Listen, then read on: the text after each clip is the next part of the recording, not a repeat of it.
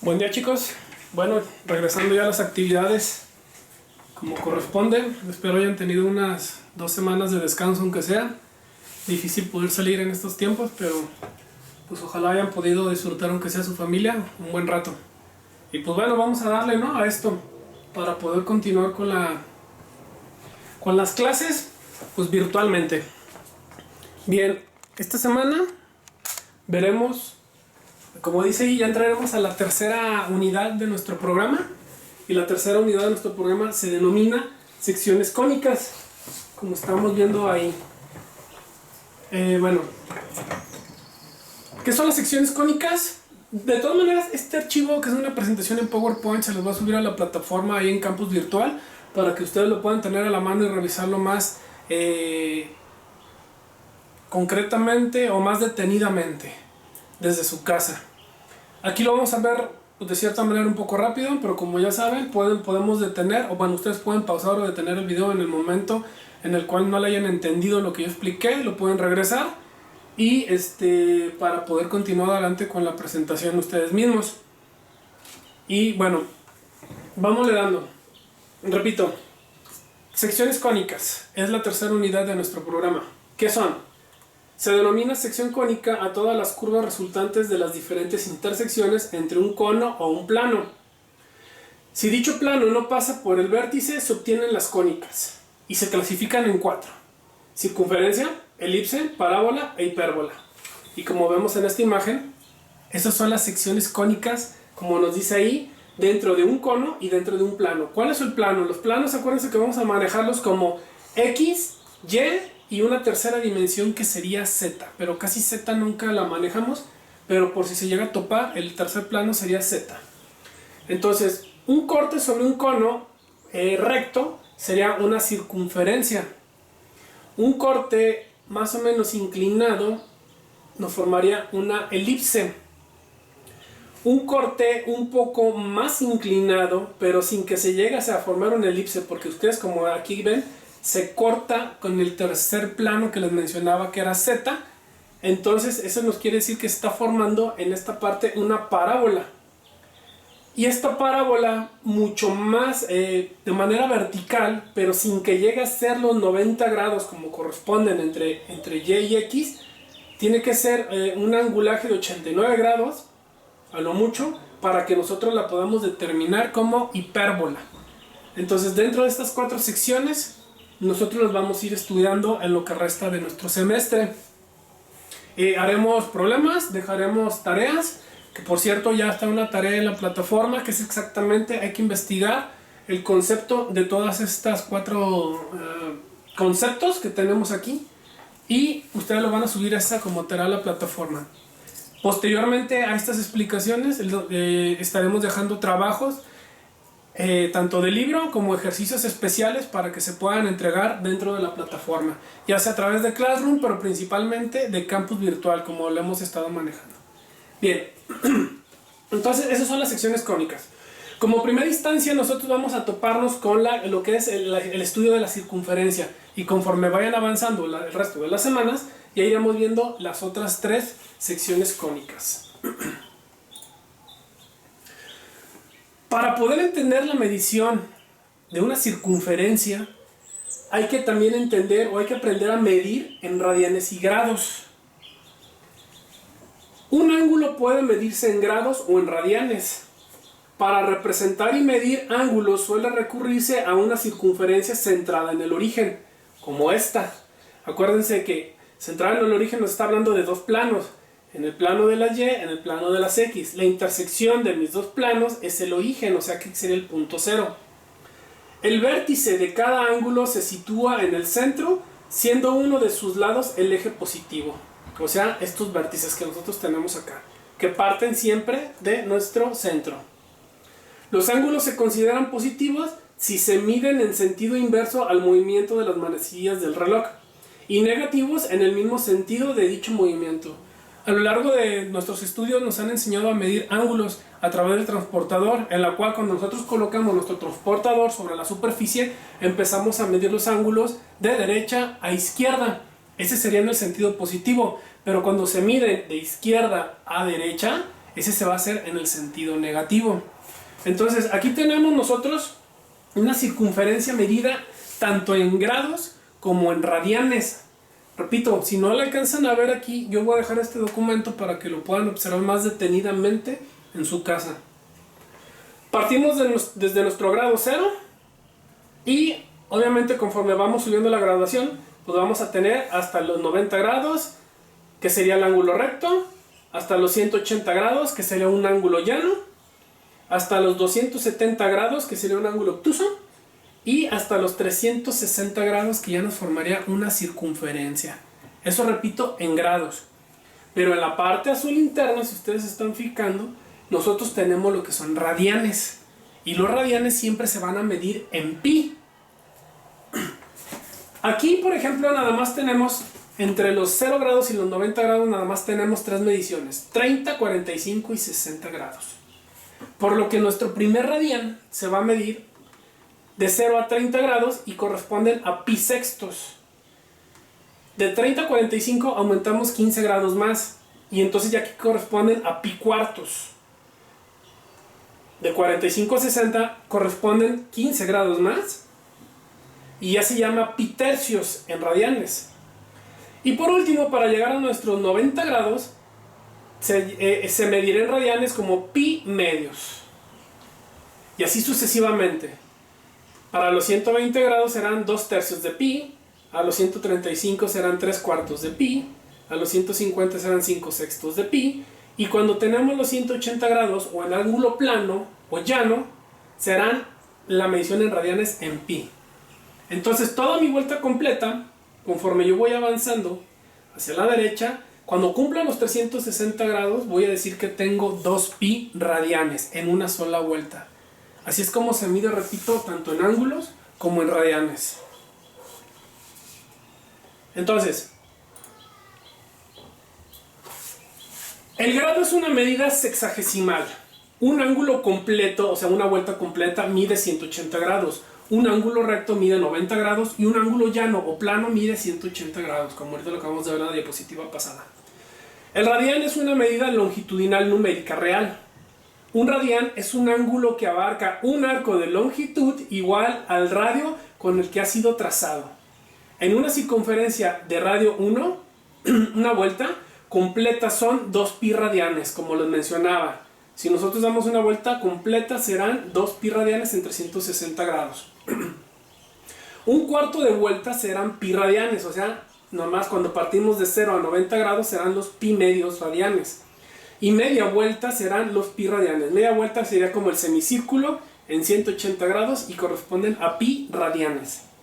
La relación entre ambas unidades es 360 grados es igual a 2 pi, como lo vemos en esta situación, y es aproximadamente 6.28 radianes, eso es lo que corresponde. Un ángulo mide un radián cuando su longitud es de un radio, y un radián es aproximadamente 57.3 grados. Entonces, antes de llegar a los 60 grados, es lo que le correspondería a un radián.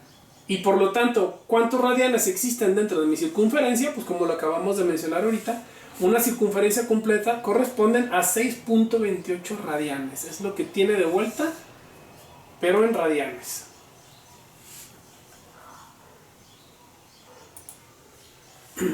Ok, repito, de todas maneras, algunas dudas o preguntas que tengan, me las pueden hacer a través de la plataforma, pero si ya veo que es algo confuso, trataremos de hacer una videoclase o una videoconferencia a través de algunas otras plataformas virtuales, en la cual nos podamos ver cara a cara y hacernos las preguntas. ¿De acuerdo? Bien, vamos a también una diferencia, vamos a entender las diferencias entre lo que es un círculo y una circunferencia. Para lo que es un círculo es la superficie, o sea, todo, completamente todo, tanto el entorno como lo que existe adentro. Y la circunferencia nomás nos interesa lo que es el contorno, como nos dice aquí, de ese círculo. O sea, por eso vamos a medir la circunferencia. Entonces, para poder medir la superficie de un círculo es calcular el área. Y sabemos cuál es la fórmula. El área va a ser igual a radio al cuadrado por pi. O pi por radio cuadrado, como ustedes lo quieran llamar. Para poder medir la circunferencia, ese puro contorno, ese va a medir el perímetro. entonces el perímetro va a ser igual al diámetro por pi. Ejemplos para que se pueda entender esta parte. Si el radio mide 5, el área es igual a ¿qué? Bueno, entonces vamos a retomar a lo que es mi área, que dice área es igual a radio cuadrado por pi. La volvemos a reescribir y sustituimos lo que vale el radio en nuestra ecuación. Entonces el radio vale 5. Lo que nos quedaría es 5 al cuadrado por pi. 5 al cuadrado es multiplicar por sí mismo esta misma cantidad, 5, para que entonces a la hora de multiplicar 5 por 5 nos queda 25. Y 25 por pi, entonces el resultado sería, el área va a ser igual a 25 pi. Ojo, mucho cuidado aquí, jóvenes. Nosotros sabemos cuánto vale pi, el 3.1416, pero para cuestiones matemáticas más, llamámosle de ingeniería, no le interesa esa rama de la ingeniería cuánto es el valor de pi, sino que simplemente se va a dejar marcado lo que vale pi, así nada más, tal cual la letra pi. Nosotros sabemos el valor, pero no hay que multiplicarlo por ese valor.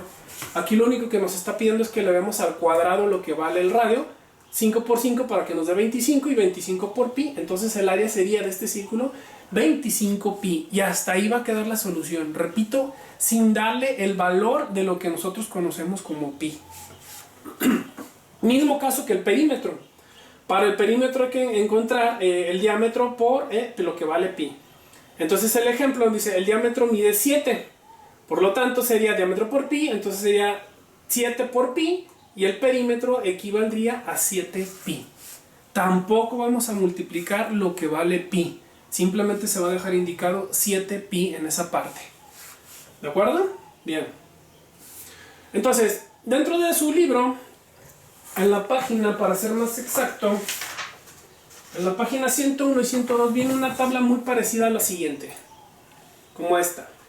Hay que rellenar esa tabla conforme lo que nos están pidiendo y conforme lo que nosotros tenemos. Hay 4 columnas. Dentro de esas 4 columnas nos marca el área, el perímetro, el radio y el diámetro.